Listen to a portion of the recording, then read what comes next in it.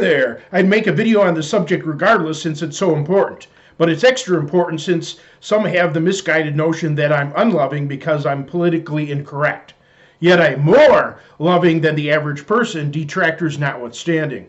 The chief source I showcase as the standard for love is Christian scripture, since Christianity has always insisted that love is the most important thing and is always mandatory.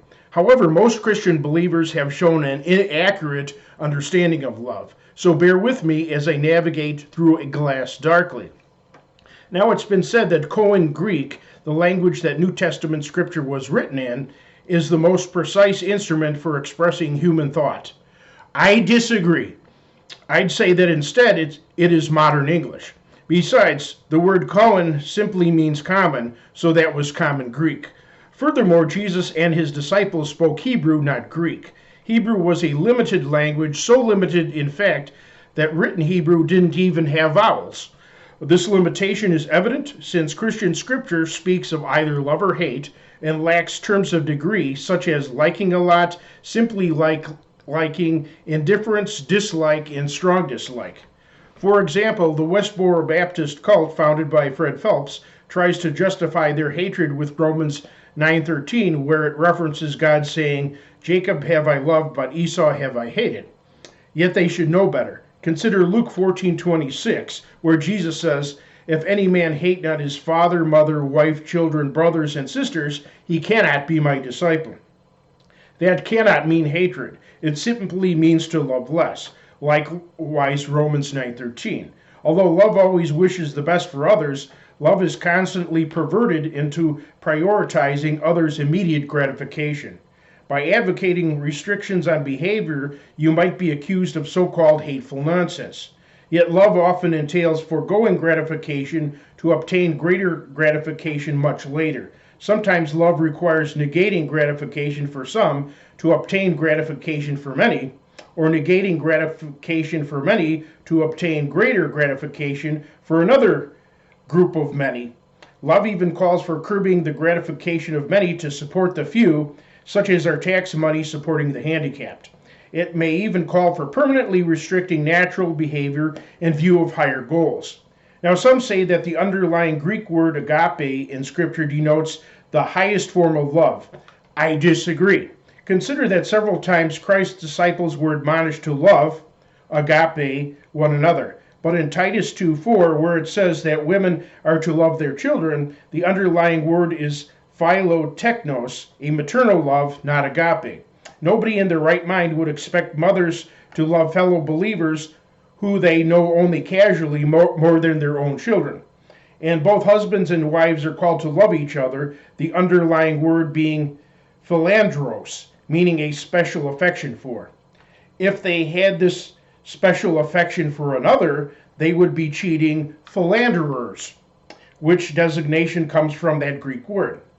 The word eros, sexual attraction, does not appear, perhaps a reaction to its having been overemphasized. Also in Matthew 22:37-39's greatest commandments, thou shalt love God with all thy heart, soul, mind, and strength, and love thy neighbor as thyself. The underlying word for love is agapio. This is the same underlying word in Matthew 5:44's admonishment to love your enemies. So word context has chief importance. As for loving one's enemies, there are two parts. One, we should never hold a grudge or harbor hatred for any offense, as hate consumes the hater. It's counterproductive. Rather, if we won't forgive, we won't be forgiven by God, who we owe far more than anyone owes us. Read the parable of the unmerciful servant, Matthew 18:21-35. So towards antagonistic people, we should love their humanity and apply basic morality to them.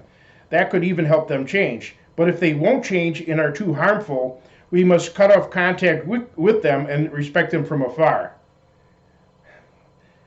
Now part 2. Scripture does not teach us to love everybody.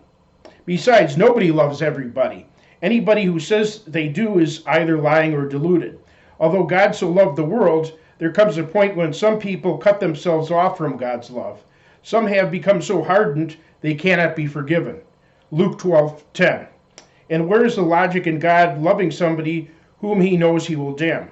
Sociopaths, those without conscience, certainly fall into the category of being unlovable. For example, the extremely sadistic serial killers Igor Supranyuk and Viktor Sayenko.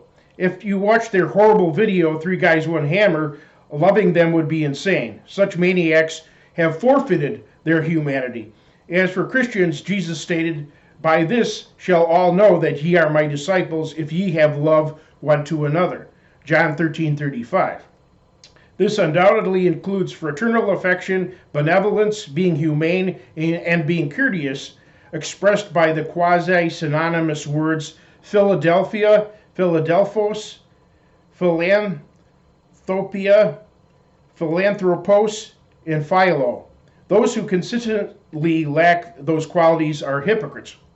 So if you completely avoid someone simply because you can't stand their personality, you have no love for them whatsoever, as love is always something active.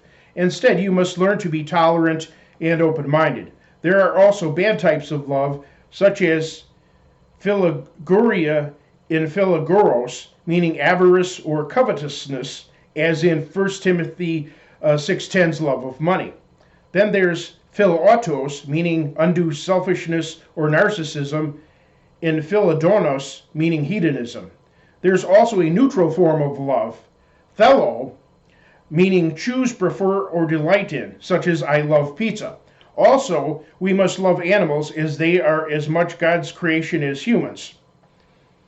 We must also prioritize caring for animals, as they cannot care for themselves in the face of the many actions which lead to wiping them out. Love of animals is paramount. For an excellent understanding of love, read 1 Corinthians chapter 13, memorize it, and take it to heart. Remember what I've said, don't follow any stubborn path.